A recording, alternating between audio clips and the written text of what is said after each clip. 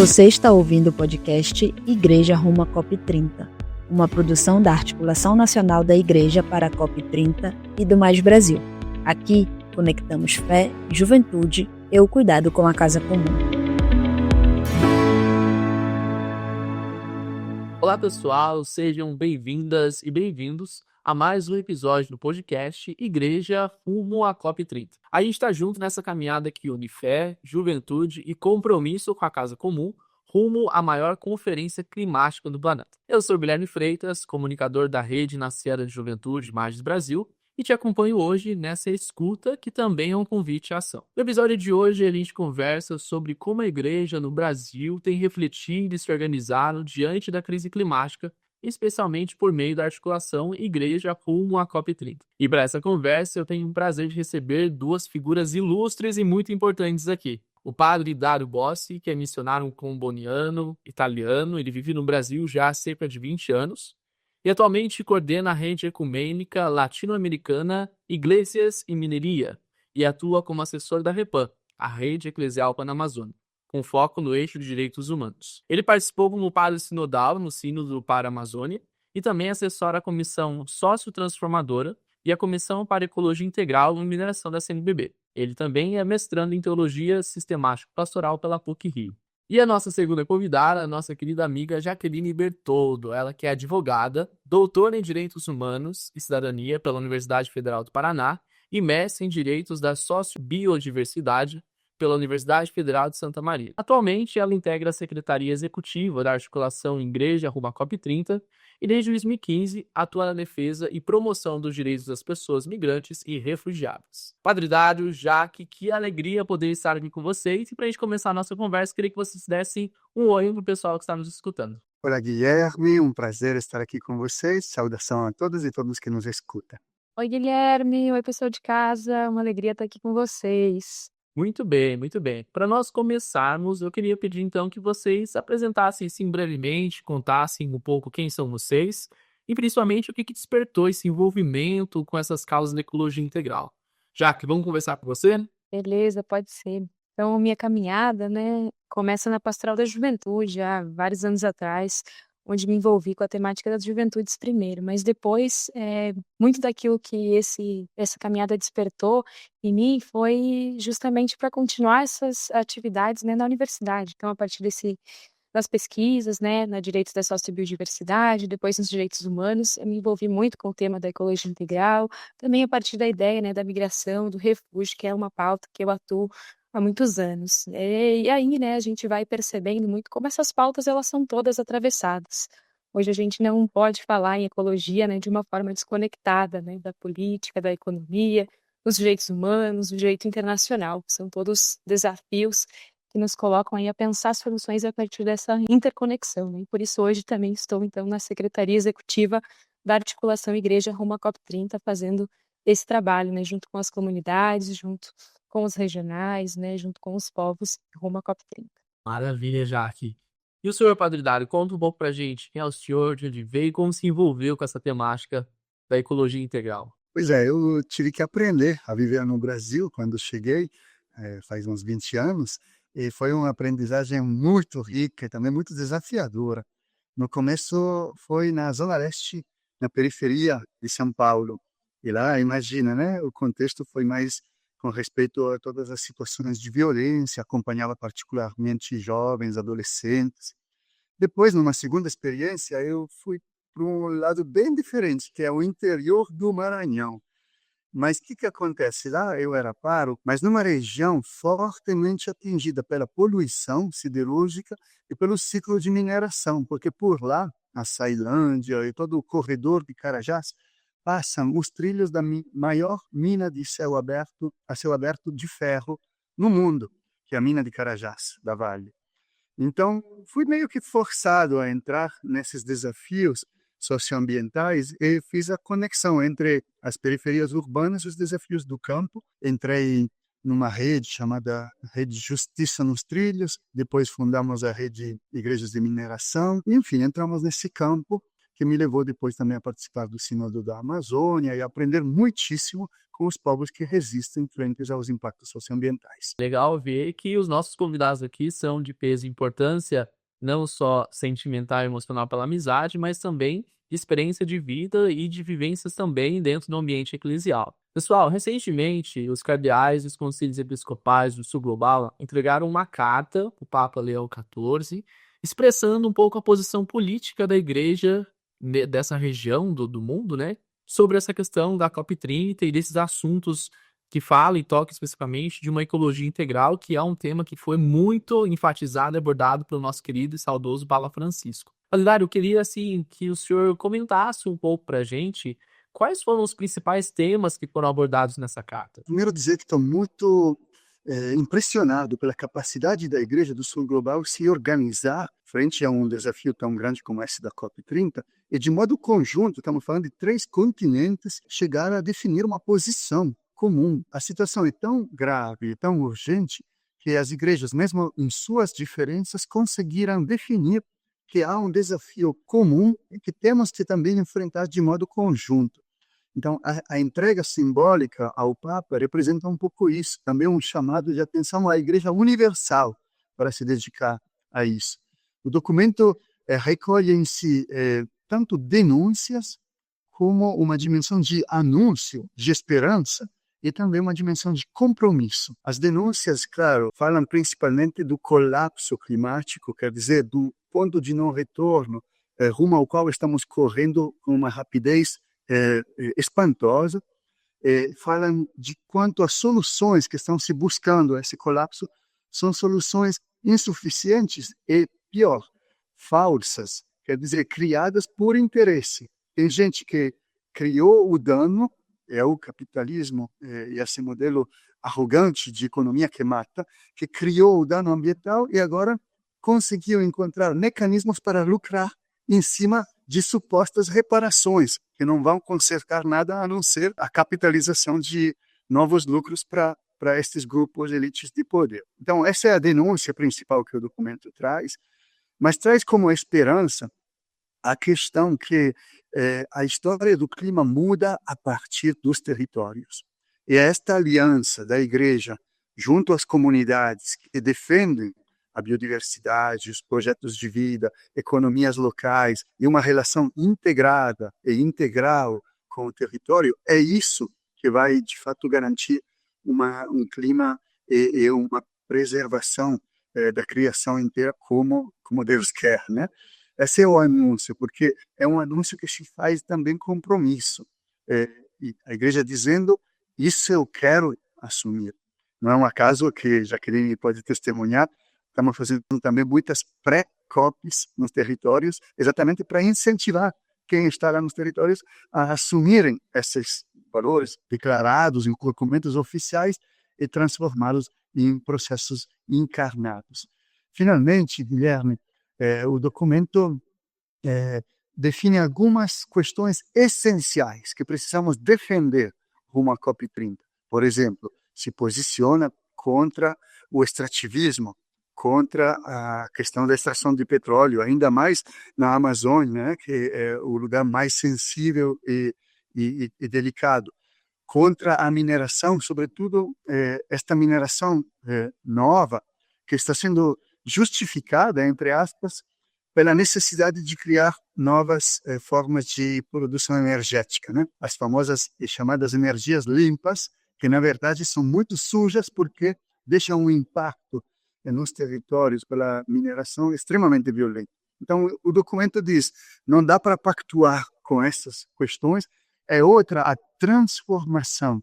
Olha, a palavra forte, transformação, não só transição, mas transformação que significa exatamente uma conversão, não só pessoal, mas também de modelo de produção, de consumo, de vida. Esse é o documento. Maravilha. E a gente vê, de fato, que é um gesto não só simbólico, mas que fala dessa questão de uma igreja que, de fato, é universal, reforça o trabalho em sinodalidade, em conjunto, e que tem essa preocupação com a questão do cuidado da casa comum, né? E já que, assim, para você, na sua percepção, a partir dessas temáticas, né, que o padre traz para nós, também que você tem acompanhado nesses movimentos em preparação à COP30, né? Qual que é a importância dessas pautas, né? E principalmente o posicionamento da igreja dentro desse contexto, dessas pautas e dessas temáticas. É super importante, né, isso que o Padre Dário nos traz e essa questão, assim, né, acho que esse posicionamento, nesse momento, ele é potente, né, e ele é absolutamente fundamental. Enquanto igreja, né, seja do Brasil, seja da América Latina, né, e também agora nesse movimento Ásia e África, né, a gente não pode ficar alheio a esse processo. Ao contrário, nós temos muito a contribuir. E acho que esse documento ele reforça aquilo que tem sido trabalhado por nós, né, e por todos esses grupos nas bases, né. As pessoas também querem contribuir, querem se colocar, querem se participar desse processo. Isso vem um pouco ao encontro disso que Padre Dário nos coloca, né. Então esse posicionamento ele vem como amplificar essas vozes, né, daquilo que vem dos territórios, daquilo que é essa mobilização e essa organização, para que a gente também possa pautar, né, o que a gente defende enquanto governança climática, enquanto soluções, né, em relação à crise climática, né, direitos socioambientais e em geral, assim. Então eu acho que são movimentos, né, que andam juntos, né, aquilo que é o movimento dos povos, mas também a igreja institucionalmente reconhecendo isso e se colocando é algo, né, que fortalece muito esse processo. Assim, particularmente, né, eu ia destacar alguns pontos também, complementando isso que o Padre Dário nos traz, né, que foram apresentados no documento, e que eu acho muito importante, né, a gente tem discutido muito isso, né, nos espaços, nas verações agora antes das pré-COPs, nos momentos onde a gente é chamado a contribuir, que é a ideia, né, de que os efeitos das mudanças climáticas, eles são sentidos de forma muito desigual, né, sobretudo no sul global. Então, a gente vê um documento que sai a partir dessa territorialidade também, para dizer, né, os países que têm contribuído menos com essa catástrofe, com esses efeitos, são os que, de fato, têm sentido os maiores problemas, têm sentido os maiores impactos, né? Então, a gente defende, né, enquanto princípio, a igualdade, mas essas responsabilidades são diferenciadas e elas precisam ser observadas. Isso em uma dimensão global, mas a gente também pode pensar isso numa dimensão territorial para o nosso campo, né, no nosso país. Então, a gente tem, né, o racismo ambiental, a gente tem uma série de populações que estão em condições mais vulneráveis e que sofrem esses efeitos de forma absolutamente diferente de outras que vão ter uma série de condições de infraestrutura, de recursos, de acessos que vão sofrer esses efeitos de uma forma que não é a mesma, né? A gente viu isso com o Rio Grande do Sul, a gente viu isso em uma série de questões que já temos vivenciado e presenciado. Então, acho que isso é um ponto que a gente sempre precisa fortalecer para dizer, para reforçar as nossas lutas. Depois, um outro ponto, né, a própria questão das migrações climáticas, assim, o documento também reconhece, né, esse tema como algo importante, a gente fazer essa associação entre os deslocamentos. Hoje, se a gente for olhar para os dados, grande parte das pessoas deslocadas por questões de guerra ou outros motivos vão para territórios que estão sujeitos a questões do clima e a questões ambientais precárias, né? Então a gente tem duplos problemas, né? O documento fala isso, não tem como a gente ter paz sem ter uma justiça climática. Isso está tudo associado, isso caminha de forma junta, porque são coisas que, né, que uma depende necessariamente da outra. Então é muito importante a gente sempre colocar esses pontos. E por fim, acho que reforçar isso da escuta, né, da escuta dos povos. Não existe solução para as nossas mudanças climáticas que não passe por essa escuta. E acho que aí entra essa diversidade de atores, a igreja justamente, né, as nossas comunidades como um elo para essa escuta. Em um tempo que a gente vive, né, com tanto negacionismo climático e científico para todos os lados, acho que um posicionamento tão contundente como esse, ele reafirma, né, que a ciência, a fé e a espiritualidade, elas andam juntas e devem caminhar juntas. A ciência nos oferece as análises, os perigos, traz algumas soluções técnicas, mas a espiritualidade que vai alimentar muito da nossa esperança, que vai contribuir com a mudança das mentalidades, com a educação, né, e inspirar o compromisso sempre, né, com o cuidado da nossa casa comum. Então, acho que não tinha, né, momento melhor e realmente foi um processo muito forte, potente, que daqui para frente também essa aliança, né, entre as igrejas do Sul Global para pensar, né, um futuro melhor e mais justo e ecologicamente correto para todos e todas. Perfeito, Jaque. Eu acho que isso demonstra muito aquilo que de fato é o cristianismo, né? Uma espiritualidade que é encarnada, né? Que assume a nossa carne de fato e a nossa realidade, né? Enquanto pessoas. Já que a partir desse movimento todo da igreja, mas aquilo que você também tem podido acompanhar a partir das articulações, das pré-COPs, a partir daquilo que já tem sido construído nas bases, nas comunidades, paróquias, nas organizações, o que você destacaria assim como um sinal de esperança, né, desse movimento em preparação à COP? Porque a COP vai passar, né? Ela é um evento, ela vai passar, mas ela desperta muitos outros movimentos. Dentro desses movimentos todos, o que você destaca, assim, que você viu, né, tem acompanhado disso tudo, que gera esse sentimento de esperança? Porque, infelizmente, a gente olha ao nosso redor e parece que tem muita coisa que desperta desesperança em nós. O que você enxerga de esperança em meio a esse movimento eclesial em preparação a esse evento, que é a COP30? Eu acho que são muitos os sinais de esperança, né? A gente tem dentro da articulação, justamente a articulação serve como isso, né? Um elo para conectar as muitas ações e iniciativas. E a gente recebe, né? O tempo todo, assim, as pessoas se organizando, né? As pessoas fazendo as rodas de conversa, utilizando os materiais que foram lançados, levantando esse debate em espaços que nunca se imaginou, né? Enfim, às vezes num grupo de catequistas, um outro espaço que talvez não fosse primeiro tema, né? Então as pessoas estão clamando, né, por se formar, por se informar e por contribuir também com as respostas, né? Então, agora, por exemplo, a gente tem todo o processo das pré-COPs, é uma mobilização muito forte, são muitas pessoas envolvidas, as pessoas querendo contribuir, querendo se somar, e outras iniciativas, né? Como, por exemplo, a gente vai lançar, então, um livro que é sobre experiências educativas ecotransformadoras. Recebemos, então, assim, experiências do Brasil inteiro, né, de norte a sul, da Amazônia aos Pampas, de experiências que as pessoas têm feito para trazer esse debate da ecologia integral, para trazer respostas dentro das universidades, né, dentro das dioceses, dentro das paróquias. Então, são muitas perspectivas, né, sim, positivas. Acho que trazer o tema, né, colocar o tema em debate, colocar o tema em discussão, é onde a esperança, né, e as luzes vão surgindo. Perfeito.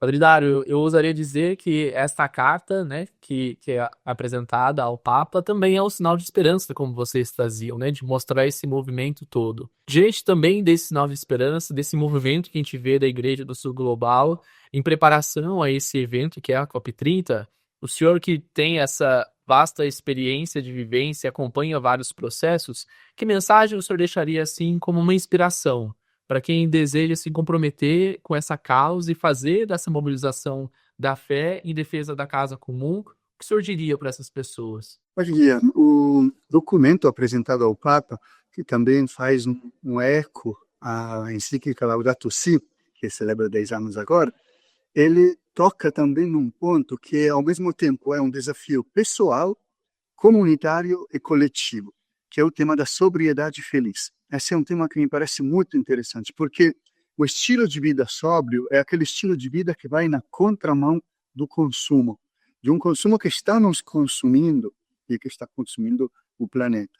Então, é um estilo de vida corajoso de quem encontra sentido, de quem dá sentido e felicidade a outros elementos que não sejam a acumulação de coisas, de poder, de dinheiro, de visibilidade, de sucesso.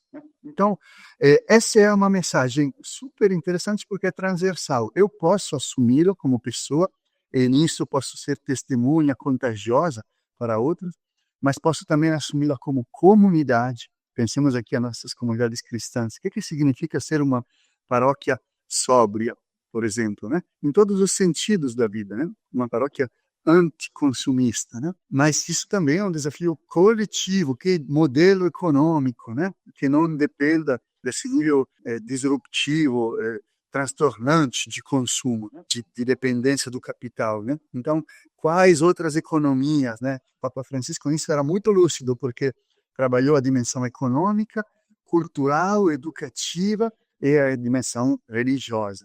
Esse é um desafio que deixamos abertos para todos. Uma última dimensão, obviamente, é a perspectiva política.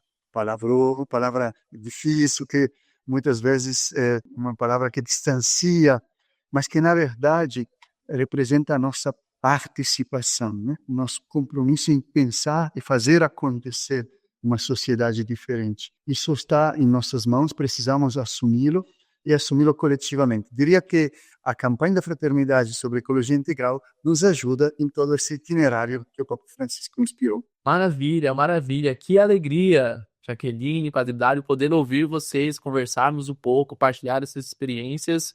Muito obrigado pela disposição de vocês de toparem estar conosco nesse bate-papo aqui, partilhando também essa nossa preparação, que é, de fato, uma articulação da igreja rumo à COP30. E você que nos escuta, se você gostou desse episódio, siga o podcast Igreja Rumo à COP30, no Spotify e no YouTube do Magis Brasil, e compartilhe com a sua comunidade. Aproveita que já está com o celular na mão e já segue também as outras redes que fazem compor essa articulação sinodal. Nós temos o Mais Brasil, a CNBB Nacional, Movimento Laudato Si, Caritas Brasileira, CRB Nacional, Repam Brasil e tantas outras pessoas que se somam a nós nessa caminhada. E deixo aberto aqui também, Jaqueline e Padre Dário, para vocês deixarem aí os arrobas de vocês para a galera seguir. Com certeza, Guiana, muito obrigado por nos hospedar aqui. É uma honra para nós estar aqui com vocês e parabenizar esse podcast que já está alcançando muitíssima gente e incentivar todas as pessoas que escutam a serem multiplicadoras da COP30, mas, sobretudo, desse compromisso coletivo para o cuidar da Casa Comum. Também queria agradecer pelo espaço, pela oportunidade, Guilherme, Magis Brasil, né, por essa oportunidade e convidar também a todos e a todas que nos escutam, né, a conferir os materiais que foram disponibilizados pela articulação, a se organizar, né, em pequenos grupos, a ficar atento às comunicações, às mensagens, os convites que ainda vão chegar nesse nosso caminho, né, rumo à COP30, mas, como diz o Padre Dário, né, para muito além dela, então sermos sempre, né, multiplicadores da ecologia integral, multiplicadores de um cuidado, né, cuidado com a nossa casa. Obrigada.